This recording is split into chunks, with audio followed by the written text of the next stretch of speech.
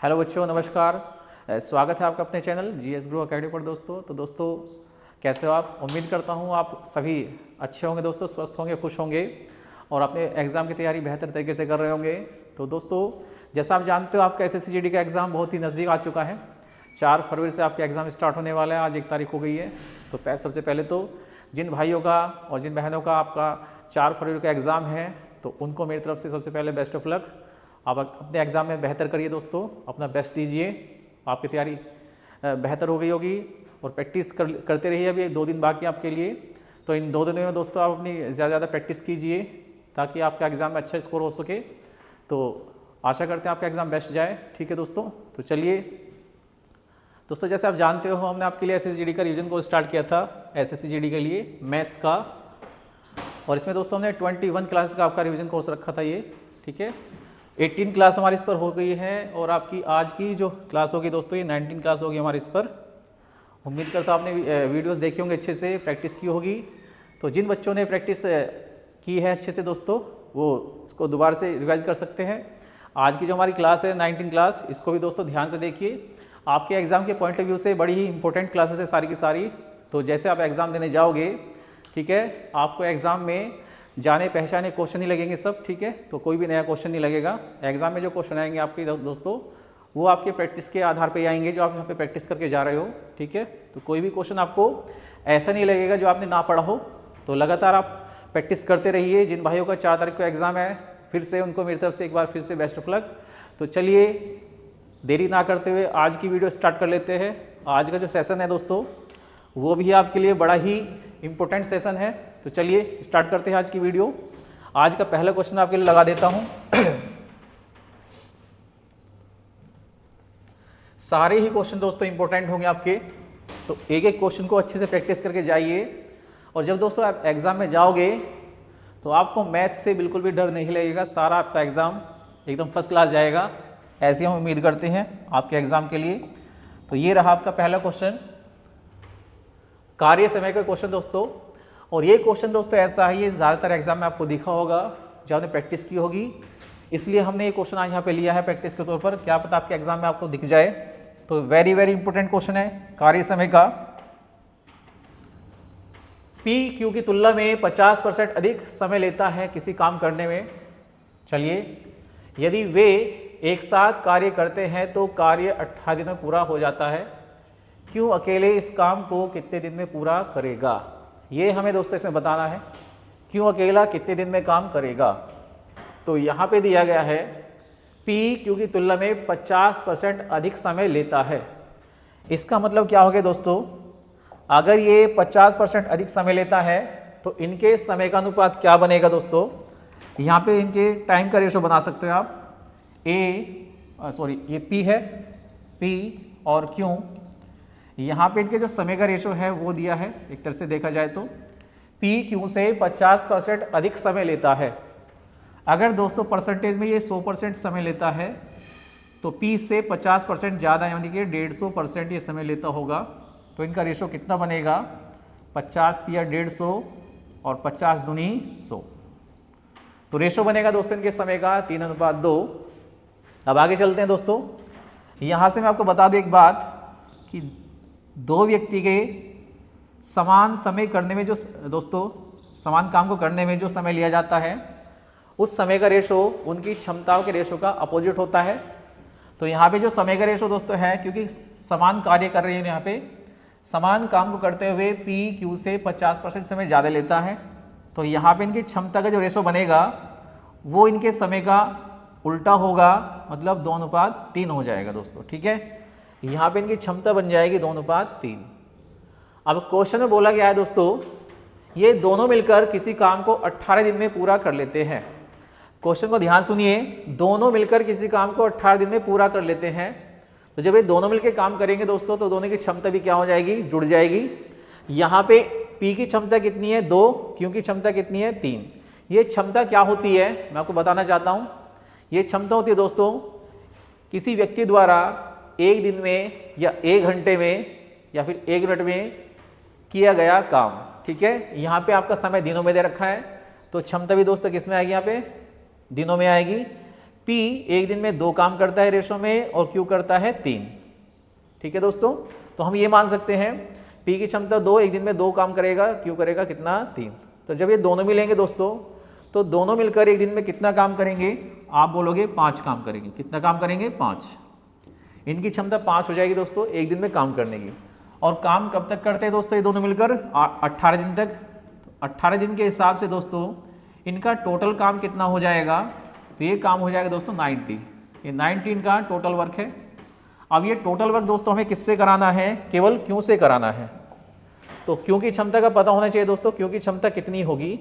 ठीक है, Q की क्षमता कितनी होगी हमें ये पता करना है। तो Q की क्षमता आप यहाँ देख सकते हो, Q की क्षमता कितनी है, 3 होगी।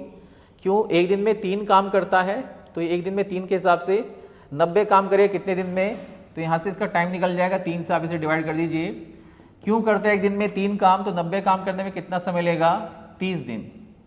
तो यहाँ पे जो हमारा आंसर होगा दोस्तों, Q का जो समय आएगा, Q कितने दिन में काम करेगा, तो Q का समय आ जाएगा 30 दिन। इस काम को अकेला Q करेगा 30 दिन में, ऑप्शन नंबर ए इसका राइट आंसर हो जाएगा। तो इस तरह के क्वेश्चन आपको दोस्तों इस तरह लगाने होते हैं। ठीक है, जब भी परसेंटेज में आपका समय का कंपेरिजन किया जाए दोस्तों, तो आप इनका रेशो बना के उसके बाद क्षमता बना के काम करा सकते हो। तो इस तरह क्वेश्चन आपको इस तरह सोल्व करने होते हैं। चलिए अगले क्वेश्चन में चलते हैं। नेक्स्ट क्वेश्चन क्या है वो देखिए दोस्तों।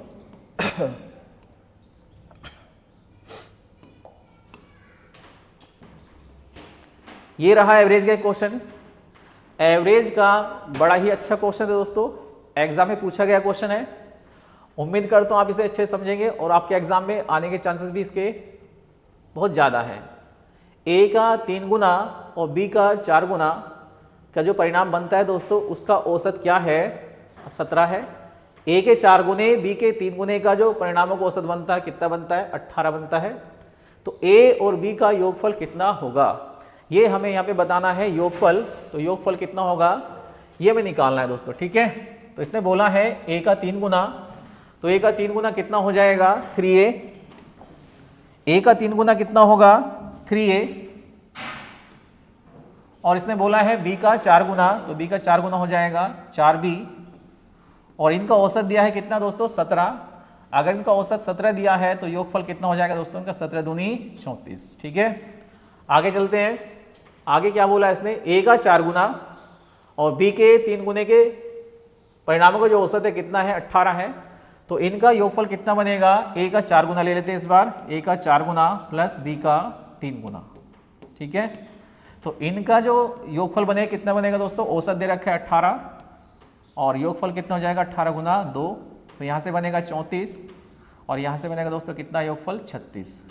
तो ये आ गया ए के 3 गुने बी के 4 गुने का योगफल कितना है 34, ए के 4 गुने और बी के 3 गुने का जो योगफल है दोस्तों कितना है 36। ठीक है, तो यहाँ पे हमें क्या करना है दोस्तों, ए प्लस बी का योगफल बताना है। तो क्या करते हैं, ये 2 इक्वेशन हो जाती है, इक्वेशन 1 इक्वेशन 2, इनको जोड़ लेते हैं। जैसे आप इनको जोड़ोगे तो 3a 4a कितना बनेगा 7a, 4b और 3b कितना हो जाएगा 7b। और ये किसके इक्वल होगा दोस्तों, इन दोनों के योगफल के बराबर 34 और 36। ये कितने बनेंगे, ये हो जाएंगे 70 यानी 70। और यहाँ से इसका 7 कॉमन लिया जा सकता है, 7 कॉमन लेकर हम इसको इस तरह लिख सकते हैं, इक्वल में क्या चल रहा है 70। और जब इसको 7 से डिवाइड करेंगे आप तो ये मिलेगा हमें a प्लस बी का मान कितना हो जाएगा, तो ये हो जाएगा 10। तो 10 हमारा इस क्वेश्चन का राइट आंसर होगा। तो a प्लस बी का जो मान आएगा दोस्तों योगफल का वो कितना आ जाएगा 10।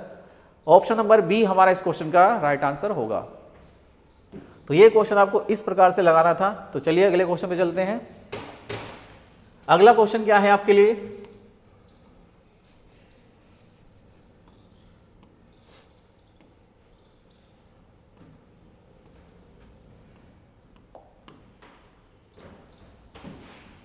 एलसीएम एचसीएफ का बड़ा अच्छा क्वेश्चन है, सीधा कंसेप्ट पे क्वेश्चन आता है। ये 2 संख्याओं का एचसीएफ और एलसीएम दिया है, कितना कितना दोस्तों, एचसीएफ है 1080 और एलसीएम कितना है 30240। यदि एक संख्या 4320 है तो दूसरी संख्या ज्ञात करनी है, दूसरी संख्या क्या होगी ये हमें ज्ञात करना है। तो इसका सीधा सा एक तरीका होता है निकालने का, क्या होता है, कि दो संख्याओं का योग गुणनफल, दो संख्याओं का गुणनफल उनके एलसीएम और एचसीएफ के गुणनफल के बराबर ही होता है। ये है हमारा इस क्वेश्चन का कंसेप्ट। यहाँ पे एलसीएम एचसीएफ दिया है, कितना है 1080 हमारा क्या है एचसीएफ है, और 30,240 क्या है, तो 30,240 यहाँ पे एलसीएम दिया है, तो पहले एलसीएम लिख लेते हैं 30,240, ये हो गया एलसीएम। एचसीएफ दिया है 1080, ये हो गया एचसीएफ।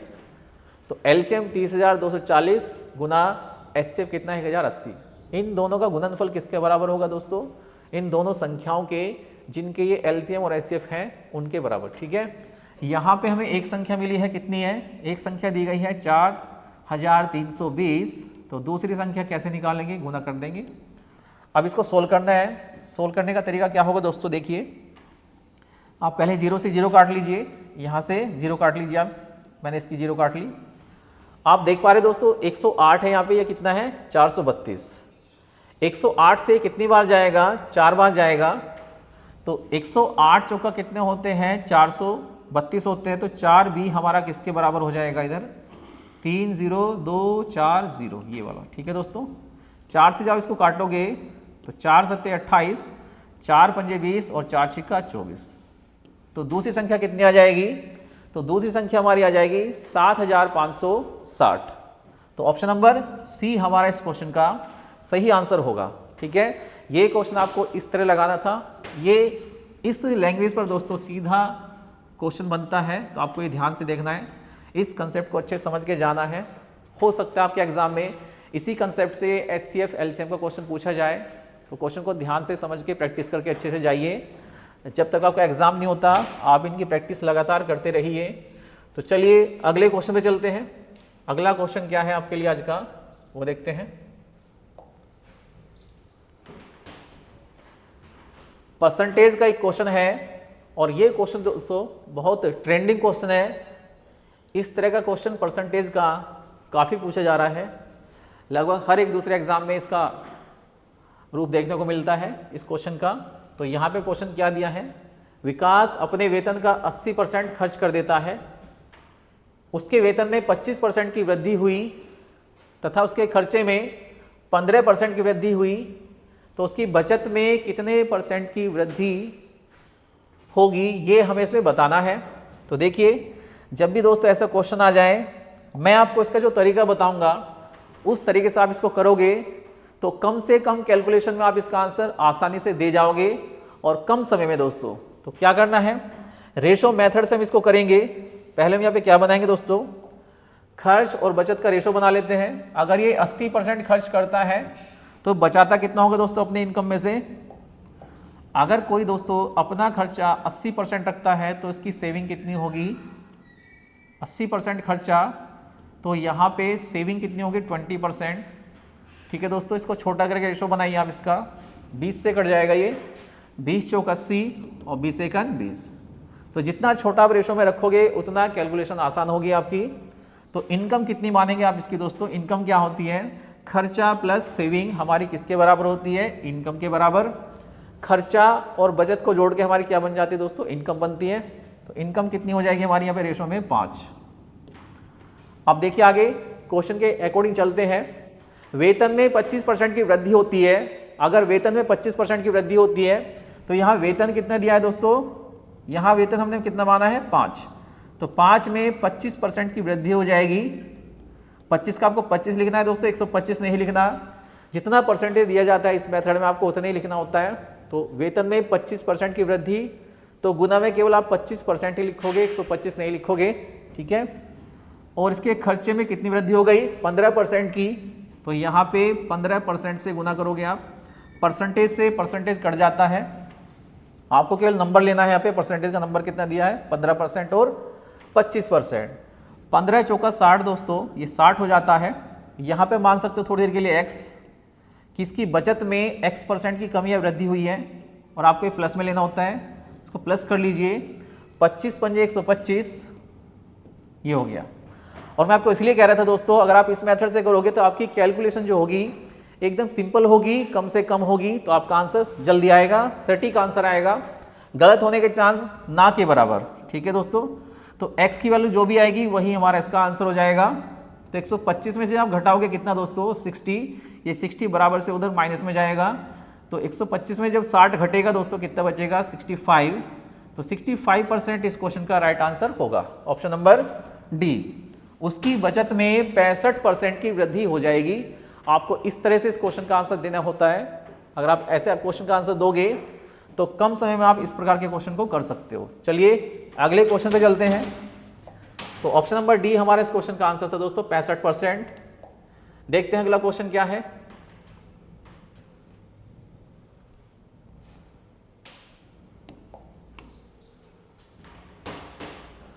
प्रॉफिट लॉस का एक क्वेश्चन आपके सामने। एक दुकानदार अपने ग्राहक को किसी वस्तु के अंकित मूल्य पर 10% छूट देता है, फिर भी वह 26% का लाभ ले लेता है। छूट देने के बावजूद भी उसे 26% का प्रॉफिट हो जाता है। यदि अंकित मूल्य 560 हो तो उसका क्रय मूल्य क्या होगा। सामान्य सा क्वेश्चन है, अंकित मूल्य और क्रय मूल्य पर आधारित ये क्वेश्चन है दोस्तों। अगर आपको क्रय मूल्य देगा तो अंकित मूल्य पूछ लेता है, और अंकित मूल्य देगा तो क्रय मूल्य पूछेगा, और क्रय मूल्य देगा तो अंकित मूल्य पूछ लेता है। यहाँ पर इसने एमआरपी दिया है 560 और हमसे पूछा है कॉस्ट प्राइस। तो कॉस्ट प्राइस निकालने का आसान सा तरीका है इसका, सीधा एक इक्वेशन में इसका आंसर आ जाता है। तो देखिए डिस्काउंट दिया जाता है हमेशा एमआरपी पर, मार्क प्राइस पर, और प्रॉफिट लॉस किस पे देखा जाता है दोस्तों सीपी पर। ठीक है, जब इस पे 10% का डिस्काउंट दिया जाता है दोस्तों तो हमारा एमआरपी कितना रह जाता है 90%।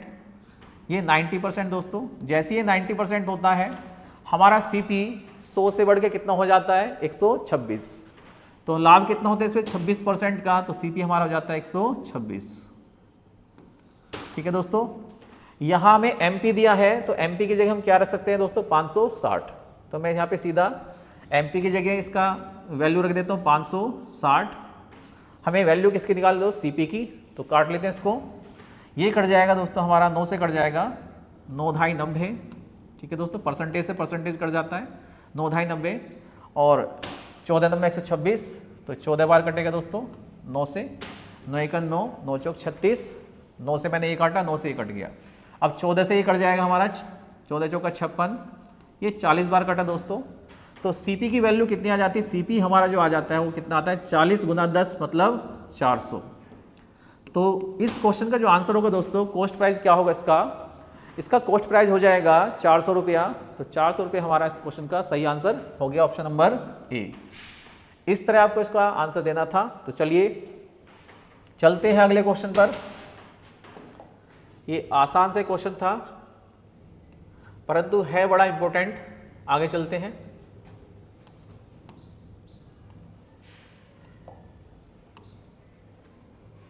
बड़ा ही बेहतरीन क्वेश्चन, एलसीएम एचसीएफ का क्वेश्चन है दोस्तों।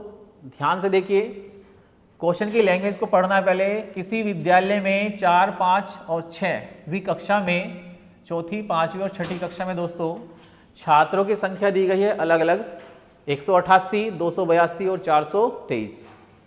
यदि प्रत्येक कक्षा को खंडों में विभाजित किया गया हो और प्रत्येक खंड में छात्रों की संख्या दोस्तों कितनी हो, समान हो, तो इन तीनों कक्षाओं के खंडों की कुल न्यूनतम संख्या क्या होगी। इन विद्यार्थियों को दोस्तों क्या करना है, समान संख्या में खंडों में विभाजित करना है। तो कितने खंड हमारे यहाँ पे बनेंगे, खंडों की कुल संख्या में यहाँ पे बतानी है। विद्यार्थियों की संख्या नहीं बतानी, विद्यार्थियों को क्या करना है दोस्तों, समान संख्या में खंडों में विभाजित करना है। तो खंडों की संख्या में बतानी है। हमसे यहाँ पे एचसीएफ नहीं पूछा दोस्तों, हमसे पूछा है खंडों की संख्या। तो देखिए क्या करना है, पहले हमें क्या निकालना है, हमें यहाँ पे क्या निकालना है, इनका एचसीएफ निकालना है। यानी कि कितने मतलब खंडों में कितने कितने बच्चे रखे जा सकते हैं, पहले बच्चों की समान संख्या पे निकाल लेते हैं। तो समान संख्या दोस्तों वही होगी जो इन तीनों संख्याओं को पूरा पूरा डिवाइड करेगी, मैक्सिमम संख्या। ठीक है दोस्तों, इसका मतलब इनका हमें एचसीएफ निकालना है। तो 188, 282, 188, 282 और 423 दोस्तों हमें इनका निकालना है। बड़ी सावधानी के साथ क्या निकालना है इनका, हमें इनका निकालना है एचसीएफ। क्या निकालना है, एचसीएफ। और जो भी दोस्तों इनका HCF होगा वो हो जाएगा प्रत्येक खंड में विद्यार्थियों की संख्या कितनी कितनी होनी चाहिए वो। तो पहले हम ये पता कर लेते हैं कि हर खंड में विद्यार्थियों की संख्या कितनी होगी जो कि समान होनी चाहिए। तो देखिए 188, 282 और 423 दोस्तों। मैं क्या करता हूँ दोस्तों, इनका HCF निकाल लेता हूँ।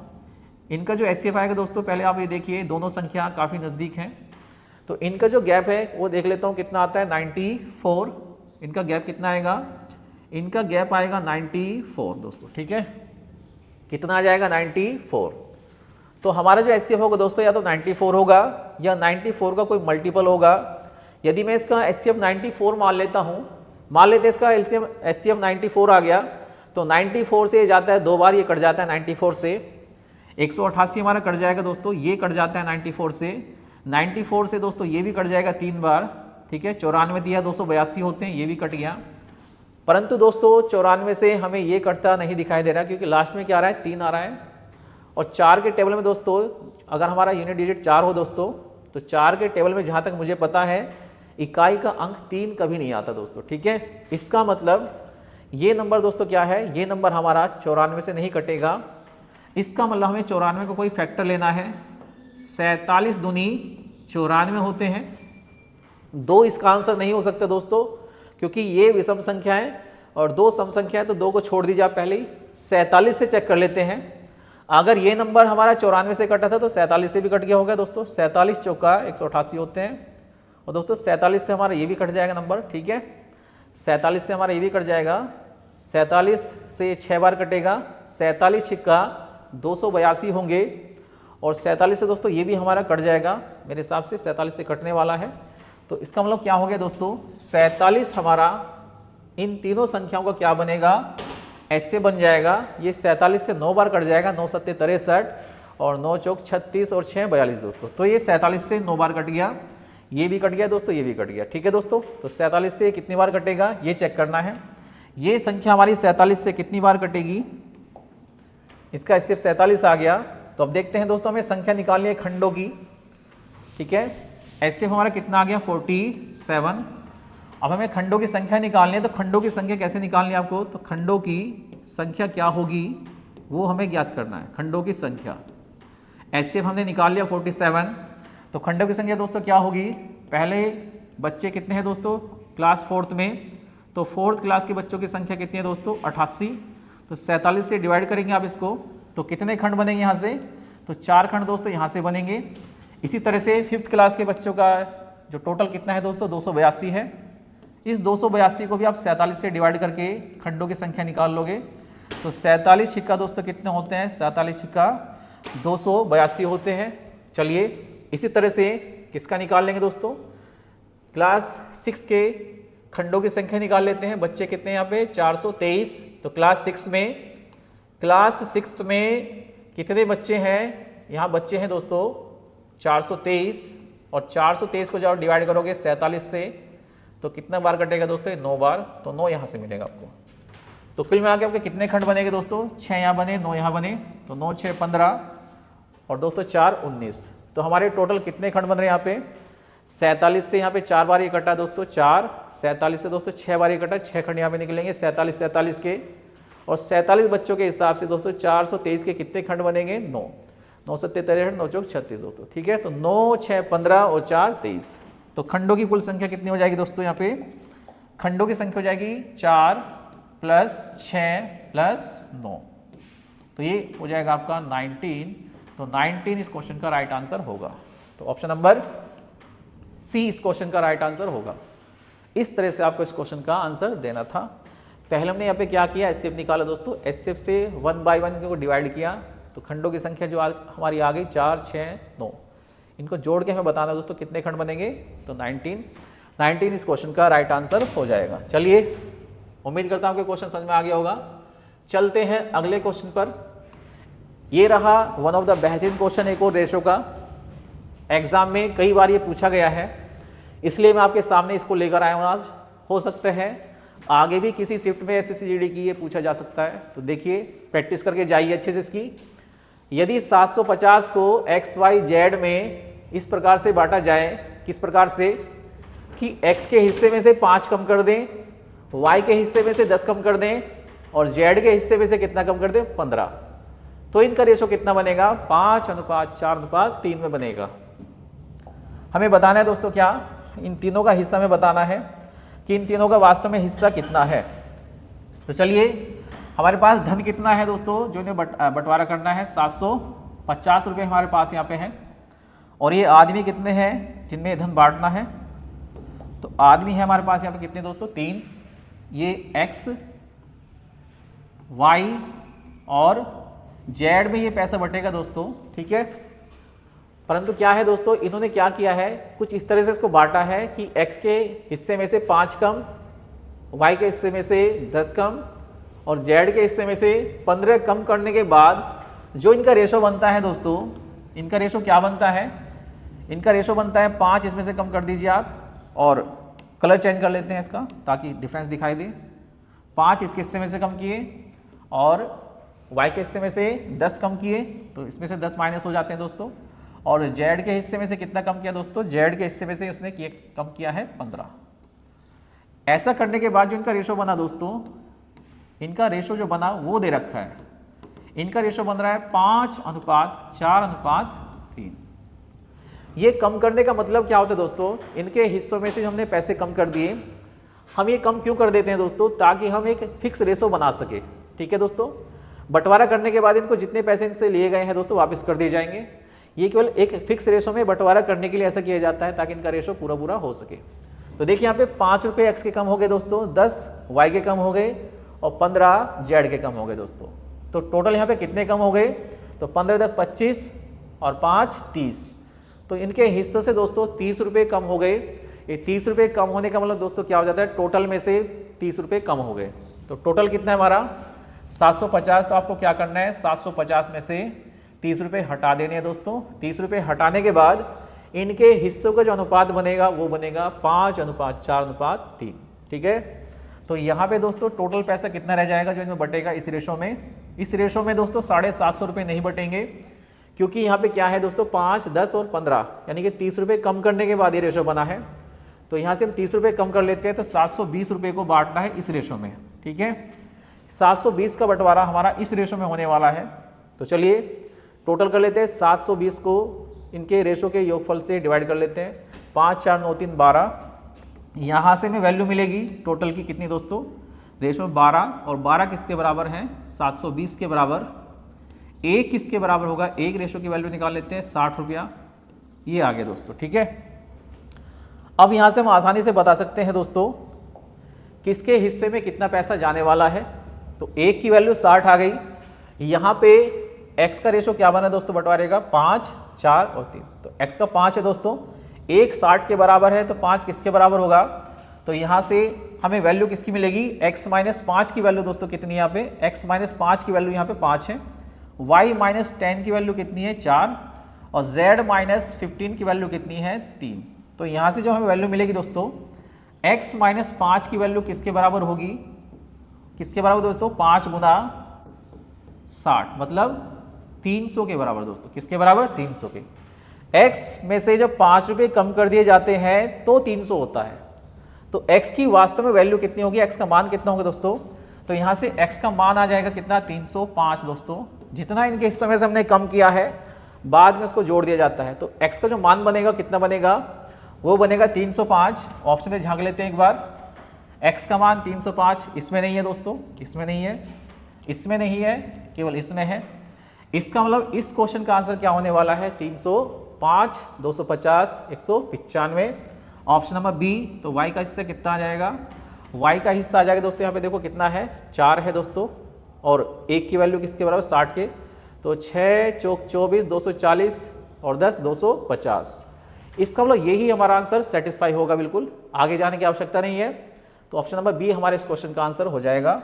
यहाँ पे b की वैल्यू हो जाएगी, y की वैल्यू हो जाएगी कितनी 250 और z की वैल्यू कितनी हो जाएगी 195।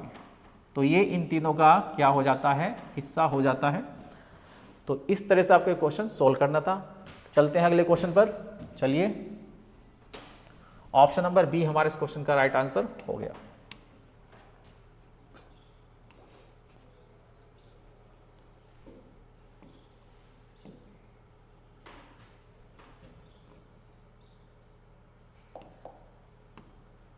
ये रहा चुनाव का एक क्वेश्चन। एक चुनाव में दो उम्मीदवार के बीच हुए एक चुनाव में मतदाता सूची में शामिल होने वाले दोस्तों कितने लोग थे? मतदाता सूची में शामिल 75% लोगों ने मतदान किया, जिसमें से 2% मत अमान्य घोषित हो गए। एक उम्मीदवार को 9,261 मत मिले, जो मान्य मतों के मतलब वैलिड वोटों के 75% के बराबर थे। इस चुनाव में मतदाता सूची में शामिल लोगों की संख्या में बतानी है, कुल कितने मतदाता इस मतदान सूची में शामिल थे। तो चलिए, अच्छा क्वेश्चन है, ध्यान से देखिए किस तरह लगाना है। दोस्तों यहाँ मान लेते हैं हम टोटल मतदाता, जो मतदाता है हमारे उसको मान लेते हैं दोस्तों P। टोटल मतदाता हमारे कितने हैं दोस्तों? P। और इस P में से दोस्तों केवल 75 ने क्या किया है? मतदान किया है। इसका मतलब 25 लोग यहाँ पे मतदान करने नहीं गए। 25% लोगों ने मतदान नहीं किया, 100% में से केवल 75 ने किया। और 75 का भी दोस्तों कितना? 2% इनवैलिड हो गया। तो 75 का कितना परसेंट वैलिड रह जाएगा? 98%। चलिए अब यहाँ पे चलते हैं क्वेश्चन के अकॉर्डिंग। टोटल संख्या हमने क्या मान ली दोस्तों? P। मतदाताओं की संख्या कितनी है? P। इसका 75% इलेक्शन हुआ दोस्तों, चुनाव हुआ, और 75% में से 2% आपका इनवैलिड हो गया, तो 98% आपका वैलिड हो जाता है। 98% आपका वैलिड रह गया, ये वैलिड है दोस्तों। हार जीत का फैसला हमेशा वैलिड पे ही होता है। इन वैलिड वोटों का एक उम्मीदवार को कितना मिला दोस्तों? 75% मिला। तो 98 का 75% मिला विजेता उम्मीदवार को, ठीक है। और उसकी वैल्यू आपको क्या दे रखी है दोस्तों? इसकी जो वैल्यू आपको दे रखी है, कितनी दे रखी है? ये दे रखी है 9261। तो ये सब हमारा 9261 के इक्वल होना चाहिए। टोटल का 75% वोट डाले गए, इसका 2% इनवैलिड हो गया, वैलिड रह गया 98%। तो इस तरह से आपको ये सोल्व करना है। चलिए आगे चलते हैं दोस्तों। आप इसको 100 मान सकते हो, 100 मान लीजिए तो अच्छा रहेगा। चलो ठीक है, 100 ही मान लेते हैं, P की जगह 100 मान लेते हैं। हमने मान लिया दोस्तों मतदाताओं की कुल संख्या 100% थी, इसको मान लेते हैं 100। अब 100 से 100 कट जाते हैं हमारे यहाँ पे। 25 थी या 75 दोस्तों, 25 चौका 100, 25 थी 75, 25 चौका 100, ठीक है। अब इसको और छोटा कर लीजिए, और छोटा हो जाएगा ये। 3 से काट लीजिए, इससे 2 से काट लीजिए, अब इसे 49 आ जाएगा। और 2 से आप इसे काटें तो 2 दूनी 4। तो कुछ इस तरह से आपका ये बनेगा डाटा। अब यहाँ से 3 तिया 9 दोस्तों, 9 से आप इसे काट लीजिए, 9 का 9, सामने का सामने काट लीजिए। इस 9 से ये 9 कट रहा है, 9 का 9, और 9 दूनी 18 दोस्तों, 9 दूनी 18, 8 बचेगा, 9 9 81। ये कितना आ जाएगा दोस्तों? 1029। 9 का 9 उतारेंगे, 2 का नहीं चलेगा, 26 में चलाएंगे, 9 दूनी 18, 8 बचेगा, और 9 9 81 आपका चलेगा, 1029 आ गया। अब हमें इसको किससे काटना है दोस्तों? 49 से डिवाइड करना है। 49 से काट लीजिए आप इसको, तो आसानी से कट जाएगा। 49 1 49 दोस्तों, ठीक है।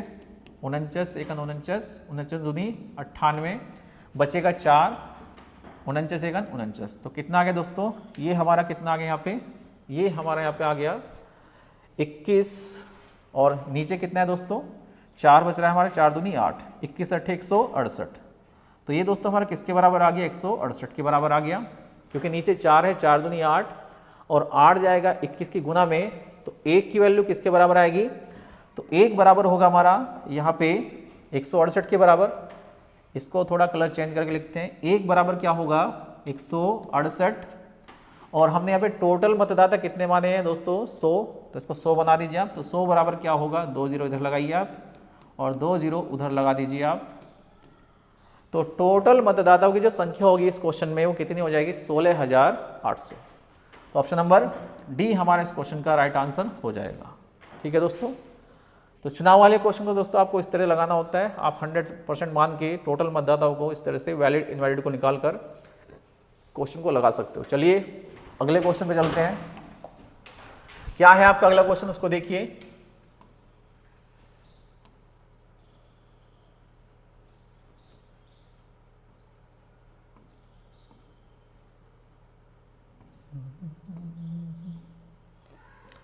कहाँ गए भैया?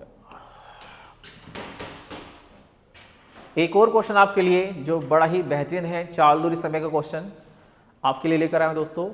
क्या है, देखिए ए और बी एक साथ बिंदु x से ड्राइविंग करते हुए बिंदु y की ओर जाते हैं। x और y के बीच की जो दूरी है दोस्तों कितनी है, बिंदु x और y के बीच की दूरी यहाँ पे कितनी दी गई है, 60 किलोमीटर। ए की चाल बी की चाल से 4 किलोमीटर प्रति घंटा कम है। y पर पहुंचने के बाद बी y से वापस लौटते हुए, ठीक है दोस्तों, y से वापस लौटते हुए y से 12 किलोमीटर की दूरी पर एक बिंदु पर a से मिलता है।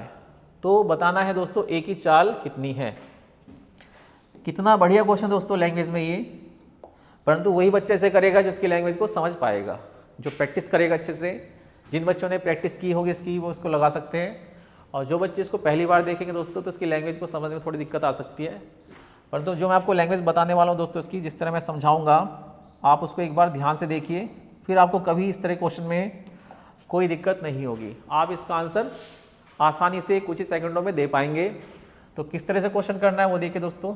यहाँ पे दो बिंदु दिए गए हैं, दो बिंदु कौन कौन से हैं, x और y दोस्तों, ठीक है। x से y पे जाना है दोस्तों, और यहाँ पे a और b दोनों ही दोस्तों यहाँ से इधर जाना चाहते हैं। इनके डायरेक्शन ये है, इधर से इधर को। ये जो गैप है दोस्तों x से y का, ये गैप कितना दिया गया है, ये दिया गया है 60 किलोमीटर का दोस्तों। ये दूरी कितनी है दोनों बिंदुओं के बीच की, 60 किलोमीटर। अब दोस्तों जो मैं आपको बताने वाला हूँ वो जो तरीका होगा, आपका दिल एकदम खुश हो जाएगा दोस्तों उसको देखकर, क्योंकि अगर आप इसे बेसिक से करोगे तो ये आपको इतना तंग करेगा, इतना तंग करेगा कि आपको एक टाइम पे ऐसा मन लगेगा, आपका ऐसा मन करेगा कि आप इस क्वेश्चन को छोड़ दीजिए, ठीक है। परंतु जब मैं आपको बता रहा हूँ यहाँ पे, तो ये क्वेश्चन आपको उतना तंग नहीं करेगा, आपके लिए बड़ा हलवा हो जाएगा इसे करना, ठीक है। तो देखिए काफ़ी आसानी से आप इसको समझ सकते हो। क्वेश्चन में दिया है x और y के बीच की दूरी 60 किलोमीटर है। बस आपको क्वेश्चन को ध्यान से देखना है। ये मेरी गारंटी है दोस्तों आपको समझाने की, आपके लिए बहुत आसान हो जाएगा। चलिए, तो बस आपको ध्यान से वीडियो को देखना है। x से y के बीच की दूरी 60 है दोस्तों, और यहाँ पे b की जो चाल है दोस्तों a से कितनी ज़्यादा है, 4 किलोमीटर प्रति घंटा, या ये कह सकते हो a की चाल b से 4 किलोमीटर प्रति घंटा कम है, ठीक है। a की चाल b से 4 किलोमीटर प्रति घंटा कम है। आपको यहाँ पे कुछ भी एक्सेस मारने की आवश्यकता नहीं है, कंसेप्ट है यहाँ पे। कंसेप्ट क्या है बस उसको देखना है। देखिए दोस्तों, ये जो दूरी है क्या होता है दोस्तों, y की स्पीड ज़्यादा है तो y क्या करता है, यहाँ से चलकर दोस्तों y तक जाता है, और फिर ये यहाँ पर रुकता नहीं है दोस्तों, यहाँ से घूमकर वापस ये अपने वापस आ जाता है दोस्तों, ठीक है। ये वापस आता है, थोड़ा पीछे कर लीजिए क्योंकि डिस्टेंस केवल 12 किलोमीटर की दी गई है। तो मान लेते हैं यहीं तक आ पाया था दोस्तों ये, ठीक है। ये गया यहाँ से, इस बिंदु से गया, यहाँ से इसने स्टार्ट किया, गया और जाकर ये वापस भी आ रहा था, रास्ते में वापस आ रहा था, और तब तक ये a अपने x बिंदु से y तक पहुँचा भी नहीं था दोस्तों, क्योंकि इसकी चाल कम है। तो होता क्या है दोस्तों, ये y इधर से जो आ रहा है दोस्तों, b हमारा b बिंदु y से वापस आ रहा है, तो ये क्या करता है, इधर से a जा रहा है दोस्तों a, तो ये कहीं ना कहीं तो मिलेंगे दोस्तों, क्योंकि b ने क्या किया है, इससे पहले इस बिंदु पे पहुंचकर अपनी वापसी कर ली दोस्तों, वापस आ रहा है रास्ते में, और ये भी जा ही रहा है। तो रास्ते में कहीं ना कहीं इनकी मुलाकात होगी। तो मुलाकात कहाँ पे होगी दोस्तों, बिंदु y से 12 किलोमीटर की दूरी पर, ठीक है दोस्तों। यहाँ इस बिंदु से 12 किलोमीटर की दूरी पर ये यहाँ पे मिलते हैं दोस्तों, ये इनका मिडिल पॉइंट हो गया, ये यहाँ पे मिलते हैं। इधर से a जा रहा है दोस्तों, a और b का मिलन यहाँ पे होता है, और ये दूरी कितनी है इधर से 12 किलोमीटर, ठीक है दोस्तों। बिंदु y से ये दूरी कितनी है, 12 किलोमीटर। तो क्या होगा दोस्तों, जितने टाइम में a इधर से यहाँ तक पहुँचा, उतने टाइम में b ने क्या किया दोस्तों, इस दूरी को कवर करके भी एक्स्ट्रा 12 किलोमीटर की दूरी कवर कर ली। जितने टाइम तक a चला दोस्तों, क्योंकि एक साथ चले हैं, ये आगे पीछे नहीं चले, तो दोनों ने एक साथ चलना स्टार्ट किया था। क्योंकि b की चाल ज़्यादा है तो b ने क्या किया, इस दूरी को कवर करने के बाद इसने क्या किया, उस दूरी को फिर से सामने से कवर किया है, कितना, 12 किलोमीटर। तो देखिए आप ध्यान से, जहाँ भी ये मिलेंगे ये दूरी आपकी एक तरफ से कंप्लीट हो जाएगी, एक साइड से दोस्तों, इधर से और इधर से जहाँ भी आमने सामने से मिलेंगे दोस्तों, ये आपकी 60 किलोमीटर की दूरी कवर हो जाएगी। तो कह सकते हो दोस्तों, यहाँ पे a ने कितनी दूरी तय की होगी, इधर से 12 इसने कवर कर ली 60 में से दोस्तों। तो ए ने तब तक कितनी दूरी कवर की होगी? केवल 48 किलोमीटर, ठीक है। और बी ने कितनी कवर की होगी दोस्तों? इस 60 से भी कितनी ज़्यादा कर ली? 12। तो यहाँ पे इनकी दूरी का जो अनुपात बनेगा वो कितना बनेगा? ए का बनेगा दोस्तों कितना? 48 किलोमीटर।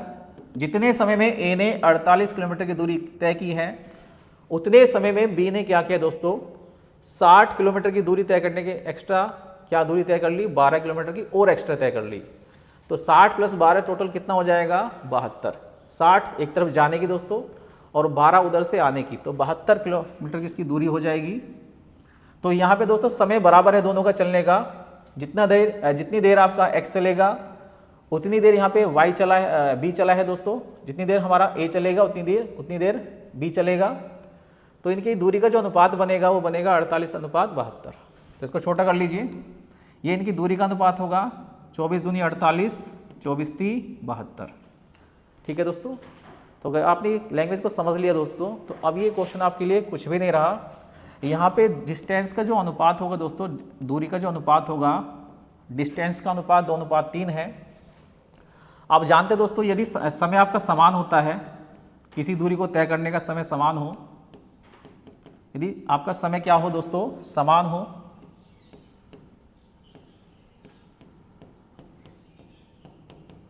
तो क्या होता है दोस्तों? जो चालों का अनुपात होता है वही क्या हो जाता है दोस्तों? उनकी दूरी का भी अनुपात हो जाता है। ठीक है, तो कह सकते हो चालों का अनुपात किसके समानुपाती होता है दोस्तों? दूरी के अनुपात के समानुपाती होता है। तो यहाँ पे दूरी का जो अनुपात है दोस्तों, डिस्टेंस का जो रेशो है 2:3 है, और यही इनकी चालों का अनुपात भी होगा। तो इनकी स्पीड का रेशो क्या होगा? स्पीड का रेशो भी दोस्तों इनकी 2:3 ही होगा। क्वेश्चन के हिसाब से इनकी स्पीड पे कितना डिफरेंस आ रहा है? वहाँ पे 4 किलोमीटर का। तो यहाँ पे कितना डिफरेंस है दोस्तों? रेशो में 1 का। 1 बराबर किसके होगा? 4 के। तो हमें किसकी चाल बतानी है? ए की चाल बतानी है। तो ए की चाल कितनी होगी? 4 दूनी 8। तो यहाँ से ए की जो चाल आएगी वो कितनी आ जाएगी? 8 किलोमीटर प्रति घंटा। ये है दोस्तों ए की चाल। अगर आपसे बी की पूछेगा दोस्तों, तो बी की चाल कितनी होगी? इससे 4 ज़्यादा या 4 × 12। तो बी की चाल 12 किलोमीटर प्रति घंटा होगी और ए की चाल कितनी होगी? 8 किलोमीटर प्रति घंटा। तो फिर से मैं एक बार रिवाइज करते तो दोस्तों, आपको क्या करना होता है?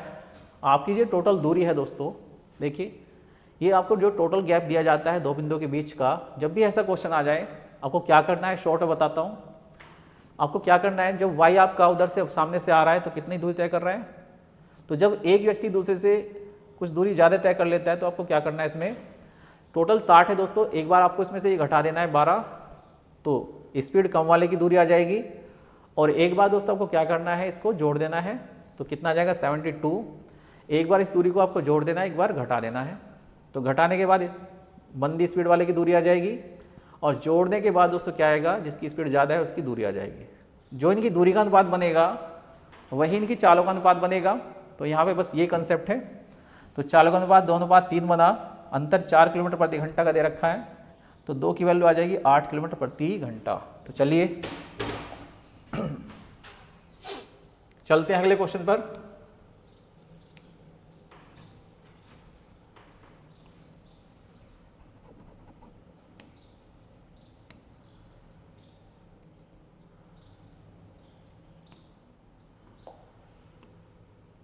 यदि एक व्यक्ति का वेतन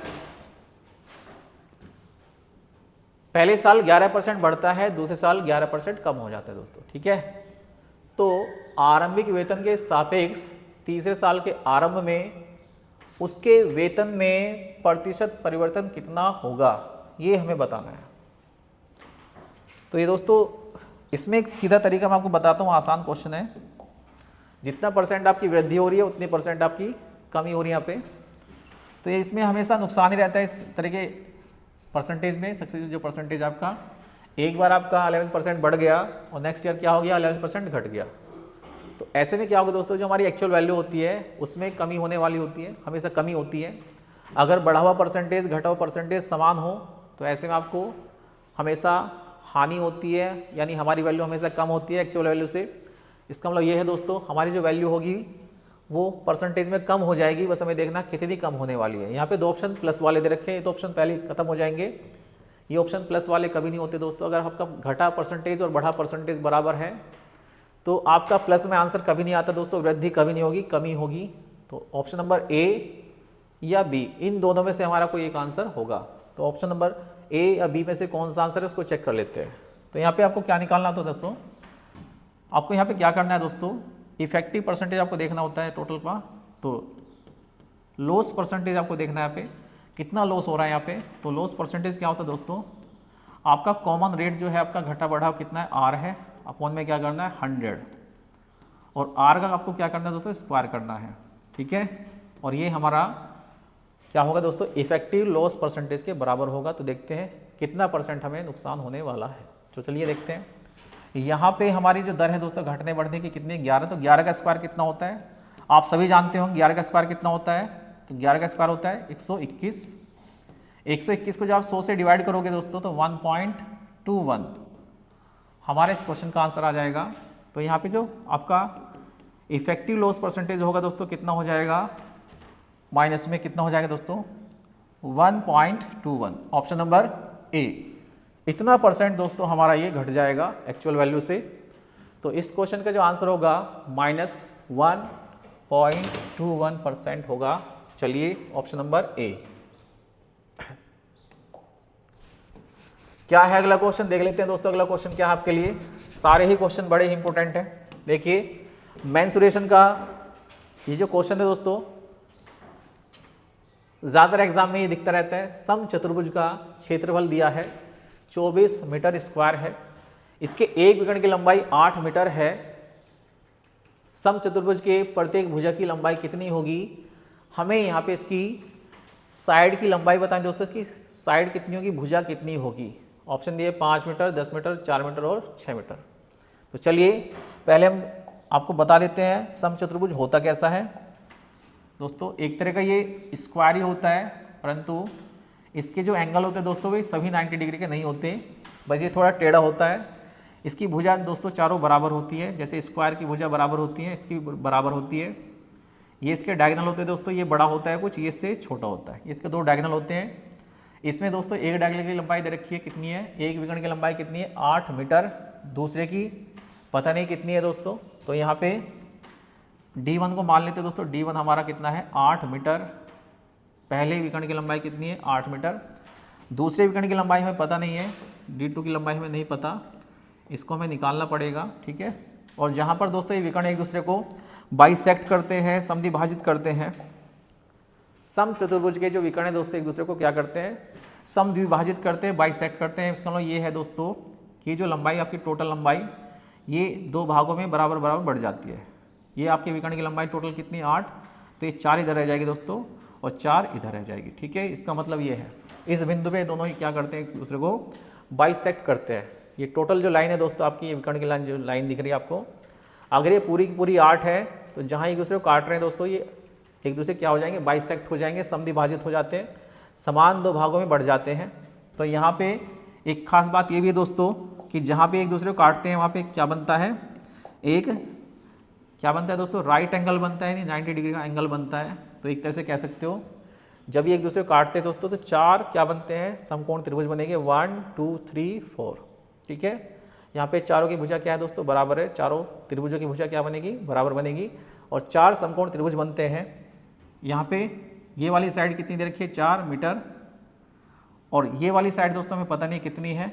यहाँ पे हमें देखना है इसका क्षेत्रफल कितना दिया है, इसका क्षेत्रफल दिया है 24 मीटर स्क्वायर। तो पहले इसकी दूसरे विकर्ण की लंबाई निकाल लेते हैं क्या होगी। तो इसका क्षेत्रफल क्या होता है, रोम्बस का क्षेत्रफल क्या होता है, इसका एरिया होता है D1 इंटू में D2/2, विकर्णों के गुणनफल का आधा। और ये दे रखा है दोस्तों आपको कितना, ये आपको दे रखा कितना 24 मीटर स्क्वायर। तो देखिए D1 की वैल्यू में रख देता हूँ 8 गुना D2, दूसरे विकर्ण की लंबाई मुझे निकालनी यहाँ से, और ये सब कुछ किसके बराबर है 24 मीटर स्क्वायर के बराबर दोस्तों, ठीक है। तो 8 दिया 24, ये सामने का सामने कट जाएगा, ये 3 की गुना में जाएगा तो D2 की जो लेंथ आ जाएगी कितनी आ जाएगी दोस्तों, वो आ जाएगी 6 मीटर। तो दूसरे विकर्ण की लंबाई हम यहाँ से निकाल ली, कितनी आ गई दोस्तों ये दूसरे विकर्ण की लंबाई कितनी आ गई, 6 आ गई दोस्तों, इसकी वैल्यू कितनी आ गई, 6। तो ये आधा कितना रह जाएगा, 3। अगर ये पूरा 6 है तो आधा कितना होगा यहाँ से यहाँ तक, तो ये हो जाएगा आधा 3 मीटर। तो समकोण त्रिभुज में एक प्रॉपर्टी लगती है दोस्तों ट्रिपलेट वाली, एक भुजा आपकी 3 मीटर की है, दूसरी 4 की है, तो तीसरी क्या आएगी 5 मीटर की, ठीक है। क्योंकि यहाँ पे ये जो भुजा है दोस्तों आपकी, इस सम चतुर्भुज की जो भुजा है वो किसका काम करेगी, इस त्रिभुज के लिए विकर्ण का काम करेगी, कर्ण का काम करेगी, ठीक है। तो यहाँ पे जिसकी लेंथ आ जाए कितनी आ जाएगी, अगर ये 3 भुजा है दोस्तों, ये 4 है तो ये कितना होगी 5। तो इस क्वेश्चन को आप आसानी से इस तरह लगा सकते हो, ऑप्शन नंबर ए इसका आंसर हो जाएगा। ये साइड दोस्तों कितनी है, 3 है, ये 4 है, तो ये हमारे कर्ण की लंबाई कितनी होगी दोस्तों, समकोण त्रिभुज बनता है, तो हो जाएगी 5। ये कंसेप्ट आप भली भांति जानते होंगे। तो चलिए ये था इसका सही आंसर ऑप्शन नंबर ए। तो देखते हैं अगला क्वेश्चन क्या है आपका। तो दोस्तों अगला क्वेश्चन कोई नहीं दोस्तों, आपके आज के क्वेश्चन यही थे। उम्मीद करता हूँ आपको सारे क्वेश्चन आज समझ में आए होंगे अच्छे से, आप इनको अच्छे से देखा होगा, प्रैक्टिस की होगी। अगर आपने प्रैक्टिस नहीं की दोस्तों तो आप इस वीडियो को दोबारा फिर से देखिए अच्छे से, सारे ही क्वेश्चन आपके लिए बड़े ही इंपॉर्टेंट है, बेनिफिशियल है।